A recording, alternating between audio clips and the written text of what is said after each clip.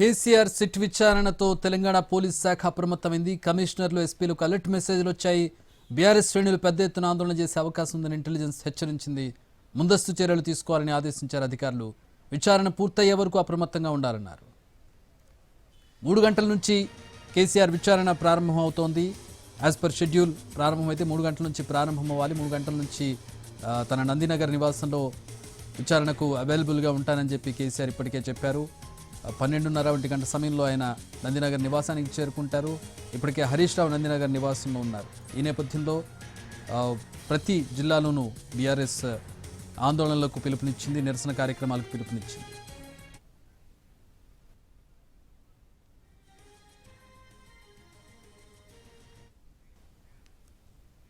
Right, Nandinagar నివాసానికి మరికొద్దిసేపట్లో కేసీఆర్ చేరుకుంటారు. 12:30 గంట యాజ్ పర్ షెడ్యూల్ ఆయన చేరుకోవాల్సినటువంటి సమయం. మరికొద్దిసేపట్లో ఎర్రవల్లి ఫామ్ హౌస్ నుంచి ఆయన బయలుదేరుతారు. మా Telangana input editor Donthu Ramesh join అవుతున్నారు నందినగర్ నివాసం నుంచి. అక్కడ అప్డేట్స్ని తెలుసుకుందాం, అక్కడ డెవలప్మెంట్స్ని తెలుసుకుందాం. రమేష్. ఎస్, మాజీ ముఖ్యమంత్రి కేసీఆర్ ముఖ్యమంత్రిగా ఉన్న కాలంలో నందినగర్ నివాసంలో ఇంత పెద్ద ఎత్తున పోలీస్ బందోబస్తు ఉంది. ఆ తర్వాత ఆయన పదవి కోల్పోయి 2 ఏళ్ల తర్వాత మళ్ళీ ఈ బందోబస్తు చూస్తున్నాం.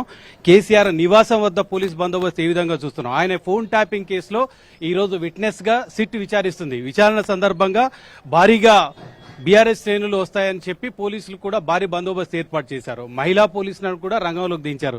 మనం చూస్తున్నాం, ఇక్కడి నుంచి దాదాపు 100 మీటర్లు ఉంటుంది. అవతల వైపు కూడా బారికేడ్స్ వేశారు. మనం చూస్తున్నాం, ఆ బారికేడ్ పక్కనే కేసీఆర్ ఇల్లు ఉంటుంది.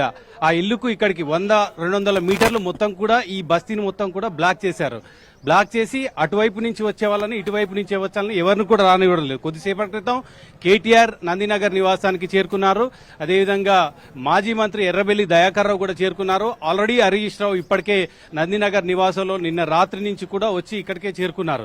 సో ఫోన్ ట్యాపింగ్ సంబంధించి 2018-2023 కాలంలో 500కు పైగా ఫోన్లు ట్యాప్ అయ్యాయి. అందులో రాజకీయ ప్రత్యర్థులతో పాటు ఆయన కేసీఆర్ కుటుంబ సభ్యులు కూడా ఫోన్లు ట్యాప్ అయ్యాయి. ఈ కేసుకు సంబంధించి పంజాగుట్ట పోలీస్ స్టేషన్లో నమోదైన కేసుకు సంబంధించిన విచారణ కొనసాగుతుంది. ఆ విచారణ సందర్భంగానే ఇప్పుడు కేసీఆర్ ని విట్నెస్ గా పిలుస్తున్నారు. అంతకుముందు కొంతమంది పోలీసు అధికారులను కూడా ఈ కేసులో విచారించి అరెస్టులు కూడా చేశారు. అరెస్ట్ చేసిన తర్వాత మళ్ళీ దీంట్లో ఇంటెలిజెన్స్ చీఫ్ గా ఉన్న ప్రభాకర్ రావుని ఆయన సుప్రీంకోర్టు నుంచి రక్షణ ఉన్న నేపథ్యంలో ఆయనను మాత్రం 2 సార్లు విచారించారు. విచారించిన తర్వాత ఆయన అరెస్ట్ మాత్రం చేయలేదు. ఇంకా విచారణ కొనసాగుతుంది. ఇప్పటికే ఈ కేసుకు సంబంధించి కేటీఆర్ ని విచారించారు, హరీష్ రావును విచారించారు, సంతోష్ కుమార్ ను విచారించారు, శ్రవణ్ రావును కూడా విచారించారు.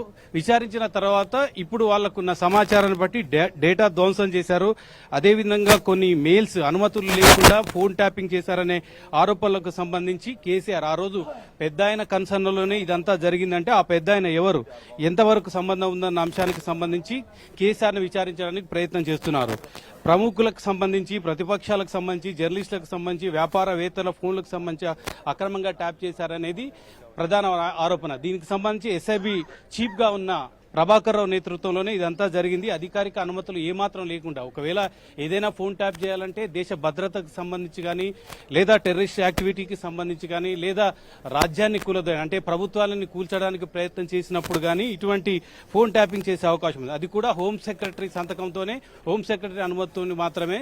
ఏదైనా తీవ్రవాద కార్యకలాపాలకు సంబంధించి కానీ, ఏదైనా అలాంటివి ఏమైనా ఉంటే హోం సెక్రటరీ సంతకంతో మాత్రమే చేస్తారు. కానీ ఎలాంటి అనుమతులు లేకుండా విచ్చలవిడిగా ఫోన్లు ట్యాప్ చేశారనేది ప్రధాన ఆరోపణ. దీనికి సంబంధించి పోలీసుల ద్వారా ఎవరెవరు ఫోన్ ట్యాప్ చేశారు, మాజీ ఇంటెలిజెన్స్ చీఫ్ ప్రభాకర్ రావు హస్తం ఏ మేరకు ఉంది, సర్వర్లోని కాల్ డేటా రికార్డులు ఎంతవరకు సిడిఆర్ అంటారు, వాటిని ఎంతవరకు ధ్వంసం చేశారు, తొలగించిన అంశంలో ఎవరెవరు పాత్ర ఉందన్న అంశానికి సంబంధించి కూడా విచారణ చేస్తున్నారు. పోలీసు అధికారులు, టెక్నికల్ సిబ్బందిని కూడా కొంతమంది అదుపులోకి తీసుకున్నారు. దీనికి సంబంధించి అప్పటికి చాలా మంది ఎవరైతే పోలీసు అధికారులు విచారణ సందర్భంగా పెద్ద ఆయన అంటూ చెప్పారో ఆ పెద్ద ఆయన ఎవరు అంటే చివరికి తేల్చింది కేసీఆర్, మాజీ ముఖ్యమంత్రిగా ఉన్న కేసీఆర్ మాత్రమే దీనికి సంబంధించిన మొత్తం అనుమతులు ఇచ్చారు. ఆయన ఆదేశాల మేరకు ఇదంతా జరిగిందని చెప్తున్నాం. అంతకుముందు డీఎస్పీ ప్రణీత్ రావుని సస్పెండ్ చేశారు, ఆయన అరెస్ట్ చేశారు. విడుదల అడిషనల్ ఎస్పీ భుజంగరావు కూడా అరెస్ట్ చేశారు ఫోన్ ట్యాపింగ్ వ్యవహారంలో. ఆ తర్వాత ఆయన కూడా విడుదలయ్యారు. అదే తిరుపతి అన్న అడిషనల్ ఎస్పీగా ఉన్న తిరుపతి అన్నను కూడా అరెస్ట్ చేశారు, ఆయనను కూడా విడుదల చేశారు. టాస్క్ ఫోర్స్ మాజీ డీజీపీ రాధాకృష్ణారావు కూడా ఈ ఆపరేషన్ లో ప్రధాన కీలక భూమిక పోషించారనే ఆరోపణలు కూడా ఉన్నాయి. మొత్తంగా ఈ ఫోన్ ట్యాపింగ్ ఎక్కడెక్కడ జరిగింది, ఎవరు జరిగిందనే అంశానికి సంబంధించి ఈ విచారణని చేయడానికి కేసీఆర్ విట్నెస్ గా పిలుస్తున్నారు. కేసీఆర్ కు సంబంధించి ముందుగా అనేక రకాల ఎపిసోడ్లు జరిగాయి. ముందుగా సిట్ ఒక నోటీస్ జారీ చేసింది. ఆ నోటీస్ నేపథ్యంలో కేసీఆర్ కూడా రిప్లై ఇచ్చారు. తాను ఫామ్ హౌస్ లో ఉంటున్నాను, ఫామ్ హౌస్ కు రావాలి, ఫామ్ హౌస్ కు వస్తే తను విచారణకు సహకరిస్తానని కూడా చెప్పారు. కానీ ఫామ్ హౌస్ అడ్రస్ కు కాకుండా మళ్ళీ రెండోసారి నోటీస్ ఇచ్చినప్పుడు ఇక్కడ నందీనగర్ కు సంబంధించిన నందీనగర్ గృహంలోనే ఆయనకు గోడ పైన నోటీస్ అతికించడాన్ని తీవ్ర అభ్యంతరం వ్యక్తం చేశారు కేసీఆర్.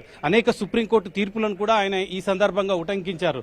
65 సంవత్సరాల పైబడిన వ్యక్తిని విచారణ కోరుకుంటే ఆయన ఎక్కడ ఉంటే అక్కడ చేయాలనే నిబంధన ఉంది. సుప్రీంకోర్టు తీర్పును ఉల్లంఘించి ఇవన్నీ కూడా మీరు కోర్టు ధిక్కార నేరానికి పాల్పడ్డారంటూ కూడా సిట్టుకు ఒకవైపు ప్రశ్నల వర్షం కురిపిస్తూనే ఆయన ఒక లేఖ రాస్తూనే మరొక వైపు ఆయన విచారణకు సహకరిస్తాను, నందీనగర్ లో అందుబాటులో ఉంటానని కూడా చెబుతూ ఆయన లేఖ రాశారు.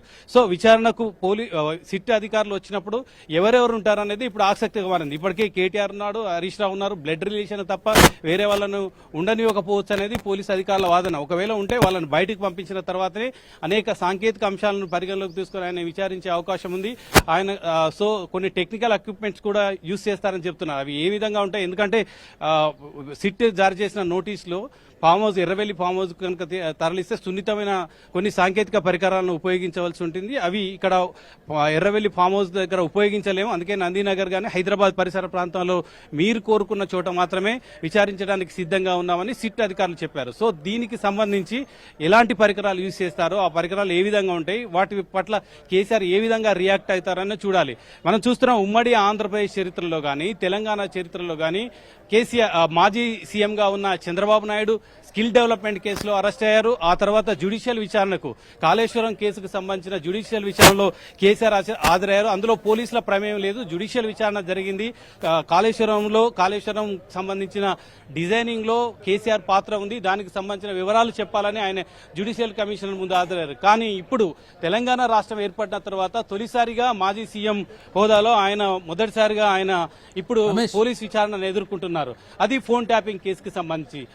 ఎస్ రమేష్, ఇప్పుడు మనం చూస్తున్నాం ఫుల్ సెక్యూరిటీ ఏర్పాటు చేశారు. మరో పక్కన బీఆర్ఎస్ నిరసన కార్యక్రమాలకు ఆందోళనలకు పిలుపునిచ్చింది, దాని ప్రకారం ప్లాన్ చేసుకున్నారు. ఏంటి అక్కడ పోలీస్ పికెటింగ్ ఏ విధంగా ఉంది ఆయన నివాసం దగ్గర, నందినగర్ నివాసం దగ్గర? కేసీఆర్తో పాటు ఎవరు ఇప్పటికైతే హరీష్ రావు ఉన్నారు, తదుపరి కేసీఆర్ వచ్చాక ఎవరెవరు ఉండబోతున్నారు? అండ్ సిట్ షెడ్యూల్ ఏంటి? సిట్ అధికారులు ఎన్నింటికి అక్కడే చేరుకోబోతున్నారు? ఎస్, ముందుగా కేసీఆర్ గృహంలో ప్రస్తుతానికి హరీష్ రావు రాత్రి నుంచి కూడా ఆయన ఇక్కడే ఉన్నారు. కొద్దిసేపటి క్రితం కేటీఆర్ కూడా చేరుకున్నారు. మాజీ మంత్రి ఎర్రవెల్లి దయాకర్ రావు కూడా చేరుకున్నారు. కేసీఆర్ 11:30 గంటల ప్రాంతంలో ఎర్రవెల్లి ఫామ్ హౌస్ నుంచి బయలుదేరి ఇక్కడికి దాదాపు 12:30, 1 గంట వరకు ఇక్కడ చేరుకునే అవకాశం ఉంది. 3 గంటలకు యాజ్ పర్ షెడ్యూల్ ప్రకారం సిట్ అధికారులు రావాలి, సిట్ అధికారులు విచారణ ప్రారంభించాలి. అంటే అంతకంటే ముందు 2-2:30 గంటల ప్రాంతంలోనే సిట్ అధికారుల బృందం ఇక్కడికి చేరుకున్న తర్వాత ఎవరెవరు ఉండాలి, ఏ వ్యక్తులు ఉండాలి, ఎవరిని బయటికి పంపించాలనేది అంశంలో ఒక క్లారిటీ ఉంటుంది. వాళ్ళందరినీ కూడా బ్లడ్ రిలేషన్ తప్ప వేరే వాళ్ళని ఎవరు ఒకవేళ కేసీఆర్ ని విచారించే క్రమంలో ఆయనని ఒంటరిగానే విచారించే అవకాశం ఉంది. ఎవరు కూడా అడ్వకేట్లు కానీ లేదా ఇతర కుటుంబ సభ్యులు కానీ ఉండనిచ్చే అవకాశం లేదు. ఆ తర్వాత బయటకు పంపించే అవకాశం ఉంటుంది. అంటే సిట్ అధికారులు 2-2:30 గంటల ప్రాంతంలో మధ్యాహ్నం తర్వాత ఇక్కడికి చేరుకుంటారు. మనం 1 గంట ప్రాంతంలో కేసీఆర్ చేరుకుంటారు. అక్కడి నుంచి కూడా ఈలోగా పెద్ద ఎత్తున ఇది పొలిటికల్ అడ్వాంటేజ్ గా తీసుకోవాలి. మున్సిపల్ ఎన్నికల నేపథ్యంలో 116 మున్సిపాలిటీలకు 7 కార్పొరేషన్లకు ఎన్నికలు జరుగుతున్న నేపథ్యంలో కేసీఆర్ బీఆర్ఎస్ పార్టీ దీన్ని పొలిటికల్ అడ్వాంటేజ్ గా మలుచుకోవాలి. కేసీఆర్ కు విచారణ ఎదుర్కోవడం అంటే అది కేవలం పోలీసుల నిర్ణయం కాదు, ఒక రాజకీయ నిర్ణయం. కేసీఆర్ కు నోటీసులు ఇవ్వాలంటే ఖచ్చితంగా తెలంగాణ రాజకీయాల్లో ఒక కుదుపుగానే భావించవచ్చు. పొలిటికల్ గా ఒక డిసిషన్ తీసుకున్నప్పుడు అది ముఖ్యమంత్రి రేవంత్ రెడ్డికి చెప్తారు పోలీసులు. ముఖ్యమంత్రి ఆదేశాల మేరకే ఆయన ప్రస్తుతం అమెరికాలో ఉన్నారు, 2వ తారీఖు ఇక్కడ చేరుకుంటారు. ఒక రాజకీయ నిర్ణయం జరిగాక కేసీఆర్ ని ఏ విధంగా విచారించాలన్న అంశానికి సంబంధించి పోలీసులు ముందడుగు వేసే అవకాశం ఉంది. మాజీ ముఖ్యమంత్రి అందులోనూ తెలంగాణ ఉద్యమంలో కీలక పాత్ర పోషించి తెలంగాణ రాష్ట్ర సాకారం చేయడానికి తానే ప్రధాన వ్యక్తిని చెప్పుకుంటున్న కేసీఆర్ ని విచారించాలంటే పోలీసులు తీసుకున్న నిర్ణయం కాదు, రాజకీయ నిర్ణయం జరిగింది. ఆ రాజకీయ నిర్ణయంలో కేసీఆర్ ని ఎంతవరకు భాగస్వామ్యం చేయాలి, ఎంతవరకు విచారించాలనేది సిట్ అధికారులకు ఆల్రెడీ ప్రభుత్వం నుంచి డైరెక్షన్స్ ఉంటాయి. ఆ డైరెక్షన్ మేరకు మాత్రమే విచారించే అవకాశం ఉంటుంది. ప్రస్తుతం ఆయనని విట్నెస్ గా మాత్రమే ఆయనను విచారిస్తున్నారు. అంటే ఇప్పటి వరకు పోలీసు అధికారుల నుంచి ఇంతకు ముందు చెప్పిన పోలీసు అధికారులు అరెస్ట్ అయ్యి విడుదలైన వాళ్ళు చెప్పిన వివరాలు, అదేవిధంగా ఎస్ఐబి చీఫ్ గా ఉన్న అప్పటి ప్రభాకర్ రావు చెప్పిన వివరాలు అన్ని కూడా, అదేవిధంగా కాల్ డేటాకి సంబంధించి సిడిఆర్స్ ఎట్లా ధ్వంసం చేశారు, డేటా ధ్వంసానికి సంబంధించి కానీ, లేదా ఈమెయిల్స్ లో వాళ్ళకు ఏ విధంగా వాళ్ళకు ట్రాన్స్ఫర్ చేశారో, ఈమెయిల్స్ ఎవరి ఫోన్లు ట్యాప్ చేయాలని చెప్పారు, 500కు పైగా ఫోన్లు ట్యాప్ చేశారని చెప్పారు. ఇవన్నీ కూడా చూసిన తర్వాతనే కేసీఆర్ ముందుకు ఒక ప్రశ్న వాళ్ళు ఉంచారు. ఆయన నుంచి ప్రశ్నలు రాబట్టే అవకాశం ఉంది. ఈలోగా తెలంగాణ వ్యాప్తంగా కూడా భారీ ఎత్తున ర్యాలీలు జరుగుతున్నాయి. దిష్టి బొమ్మలు దగ్గర కనీసం 5,000 దిష్టి బొమ్మలు దగ్ధం చేయాలని బీఆర్ఎస్ నిర్ణయించింది. ఆ మేరకు ఆల్రెడీ ఇప్పటికే ఇప్పటికే ఆ దిష్టి బొమ్మల దగ్ధం కొనసాగుతుంది. నిరసన ర్యాలీలు కూడా జరుగుతున్నాయి. హైదరాబాద్ లో ఉన్న అందుబాటులో ఎమ్మెల్యేలు, ఎమ్మెల్సీలు, ఇతర ప్రజాప్రతినిధులు, బీఆర్ఎస్ పార్టీకి సంబంధించిన ప్రజాప్రతినిధులు తెలంగాణ భవన్ కు చేరుకోవాలని కూడా ఇప్పటికే ఆదేశాలు జారీ చేశారు. ఒకవైపు తెలంగాణ భవన్ లో ఒక యాక్టివిటీ ఉంటుంది, తెలంగాణ రాష్ట్ర వ్యాప్తంగా కూడా యాక్టివిటీ ఉంటుంది. సో మొత్తంగా కేసీఆర్ వ్యవహారాన్ని ఒక పొలిటికల్ అడ్వాంటేజ్ గా మున్సిపల్ ఎన్నికల్లో మలుచుకోవాలనేది బీఆర్ఎస్ వ్యూహంగా కనిపిస్తుంది. All right, thanks for the updates Ramesh.